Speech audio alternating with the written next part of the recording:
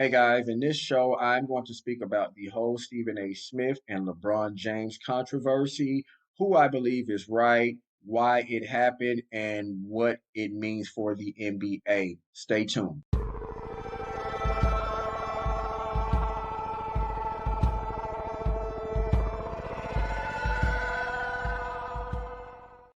Hey guys, I am Twaun X, and this is the Double Take Podcast.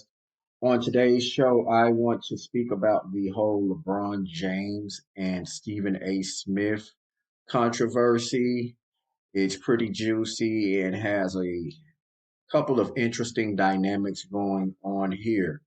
Now, as far as for me, my original impression was that Stephen A. Smith is correct, right? That was my first impression. Now I had to do a double take of this situation, and today's show is going to be, was LeBron James actually right?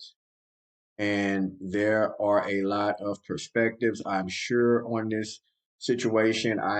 I've seen where LeBron is getting hanged in the media, and also Stephen A. Smith is getting hung. So it definitely looks as if it is a national election on this subject, right?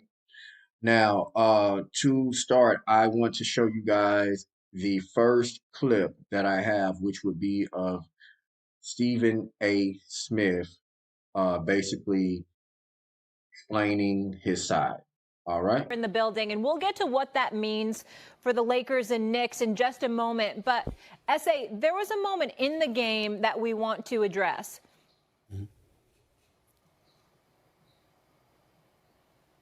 That was LeBron James coming up to me, unexpectedly, I might add, to confront me about making sure that I mind what I say about his son. Can't repeat the words because they ain't suited for FCC airwaves. That's what he was doing. I thought long and hard about this over the last few hours because I had no intentions, Molly, of talking about this at all. Yeah. And the reason why is because it was a one-on-one, I wouldn't say a conversation, but it was a one-on-one confrontation. But then I wake up and everybody from ESPN and my agent and everybody else were sending me that this thing had gone viral. And so ultimately it was unavoidable, and that is why I have to discuss it now. That wasn't a basketball player confronting me. That was a parent. That was a father. And I can't sit here and be angry or feel slighted by LeBron James in any way in that regard. By all accounts, he's obviously a wonderful family man and a wonderful father who cares very, very deeply about his son.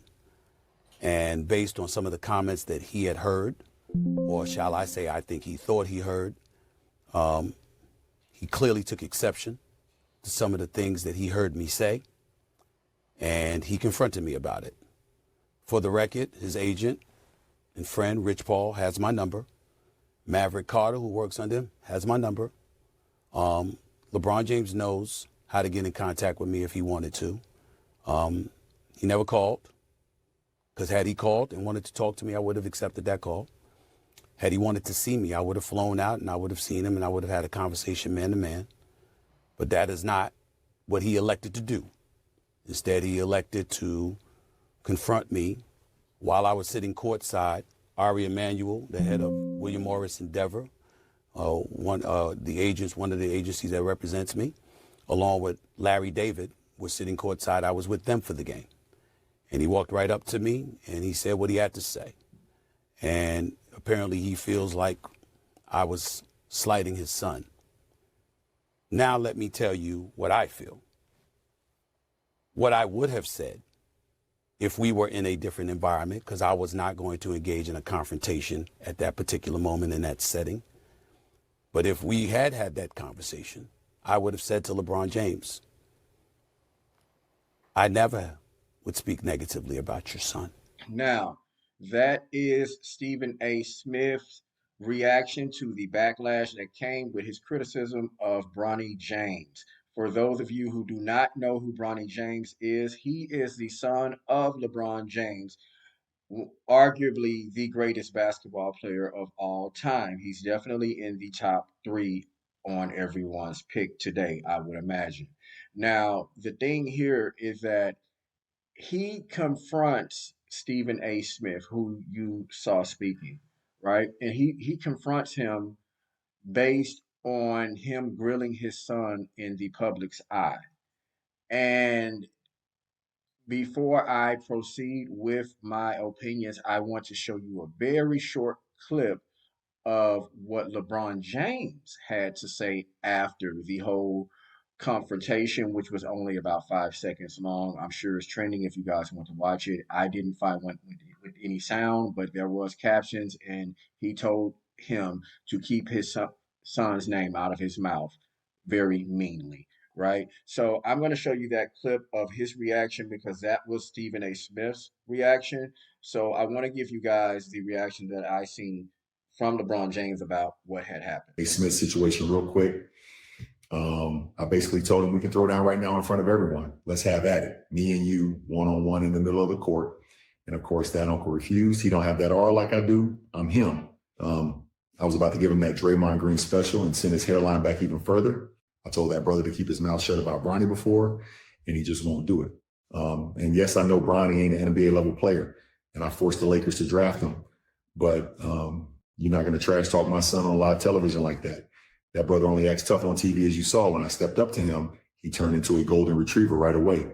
That Unc is soft as charming. Now, would Jordan ever do what I did? Probably not. But I'm petty and soft like that, as everyone knows. I'll never be as great as Michael Jordan. So Stephen A. was right about that part. MJ is the GOAT for sure. Right, guys, now there is a lot to unpack right here. What I believe about this situation is that, first off, Stephen A. Smith is an excellent politician. He is good. I believe he's like the number one sports commentator in the world, or he's one of them, right? We all know who he is. Even before I knew who he was, I called him Big Mouth. And he was always that guy that looked like a Simpsons character that was always talking trash about everybody, right? Now, when it came to this situation, I found myself siding with him initially because I saw his interviews and his political charm did initially affect me. And when I saw this clip of LeBron James, well, I'm like, King, what are you doing? I mean, it looks very immature. It doesn't look kingly. I mean, are you turning your kingdom into a circus by you acting as the clown?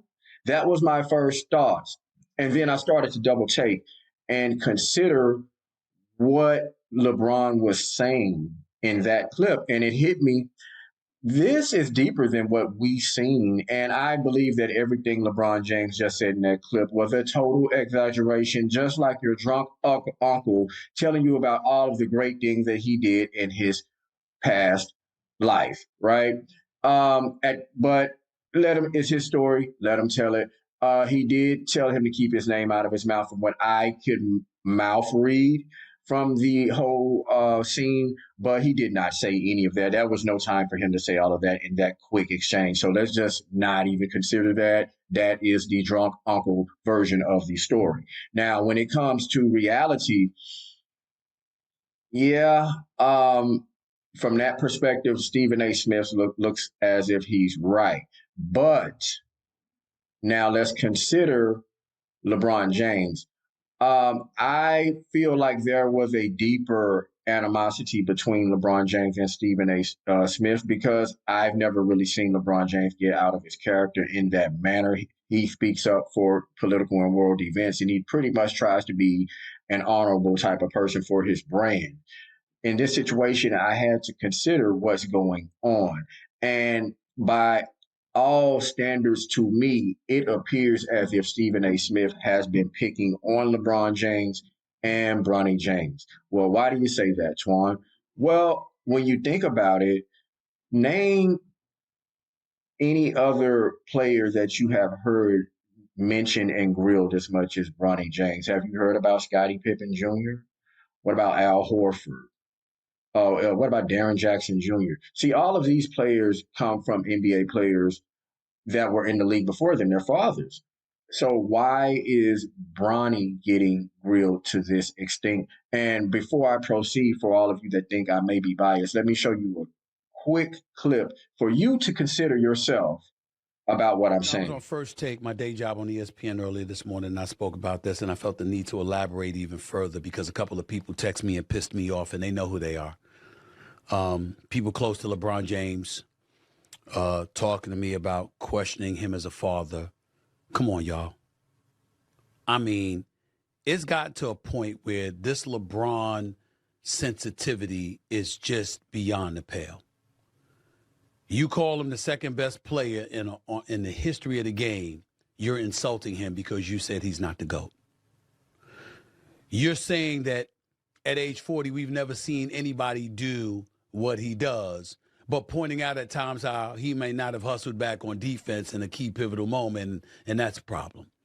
You give him all the praise in the world when he drops 40, but he has a bad night, and you say he had a bad night, and you're hating. It's ridiculous. But never before has it been more ridiculous than it is right now, because the reality is that we got to be real about what we're seeing when we talk about Bronny James.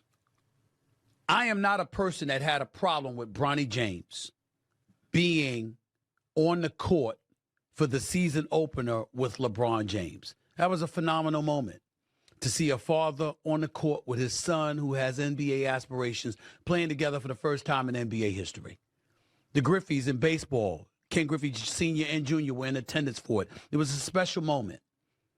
My position has always been that should have been the only moment we saw Bronny James in a Lakers uniform this season. All right, guys. Now, I want to unpack some things here. He's saying that Bronny James is not ready. Now, as a former athlete myself, I found that the best form of preparation is playing against the hardest people. I'm just going to put that out there because that hit me immediately. My uncle used to take me to the hardest places in the city to play basketball. To play basketball. Now, I definitely feel like Stephen A. Smith has always been picking on LeBron James, and now it has extended to his son. And it is definitely unfair. I totally do not agree with the grilling of Bronny James. That is a very young man. He's still a kid. And if you're not going to be able to say what you're going to say in front of that person, then you probably shouldn't say it anyway because he is a Jolly Green Giant. I mean, you know what he can do. I mean, you've seen Gorillas in the Mist. So we're not going to act like that. Do not piss that guy off. Now, I did not particularly care for the way that LeBron James handled it. It was very below his brand for me. It was distasteful. It was distasteful. Now, Stephen A. Smith did, when he said what he said, this time was it wrong? I would have to say he was not wrong for what he said, right? I'm going to be honest with you. Everything he said was correct, but there's a time and a place for everything, and it appears that you are picking on him, and it just wasn't needed as much as so. It would have been different if you would have touched his name, such as like you guys touched the name of Scottie Pippen Jr. or somebody of that nature. But definitely, you are grilling Bronny. Now, for all of you LeBron sympathetics, right? Here's the thing. Now, I want you to keep that same energy when it comes to that new Superman movie, starring Will Smith. That guy, all of you guys started to hate because he slapped Chris Rock at that award ceremony. Now, because for me, a lot of people can say that this is basically the same scenario. He was being the man in the occasion and stepping up for his family. So why is he being grilled also? Now, as far as my personal opinion on that, I do feel that somewhat, but I do also see a difference when it comes to the whole Chris Rock, Will Smith things. Yes, he was standing up for his wife. Maybe she deserved the criticism, but again, there are times when things should not be said, and a wise man knows when to hold his tongue. Now, when it comes to the whole LeBron James thing, this is what I have to say about that. Now, as a father myself, the only thing that most parents want to do is make their children's dreams come true. Now, he has been able to do that. Now, he has done that. Now, the problem with Stephen A. Smith is that you are trying to ruin that.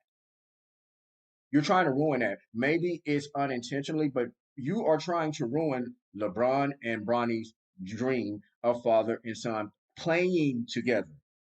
You see? That's what hit me in that scenario. And they is kind of similar to the Chris Rock, but it's not. Get personal for me also. If I created my son's dream and you're ruining it for me, because at the end of the day gonna end, and he has to be a father first, and that's still a kid. That's still a kid.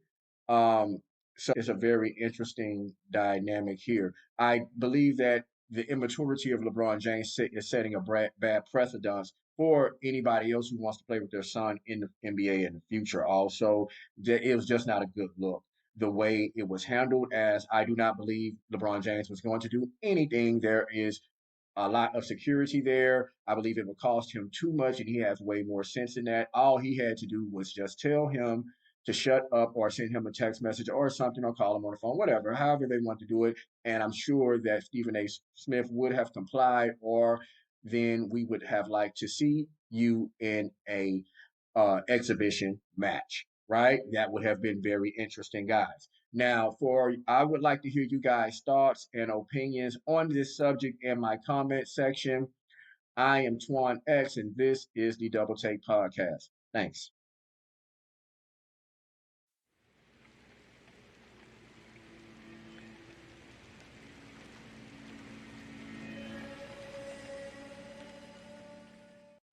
Hey guys, if you liked this video as much as I did, please support me by hitting that like button and subscribing to my channel, and I will talk to you guys soon.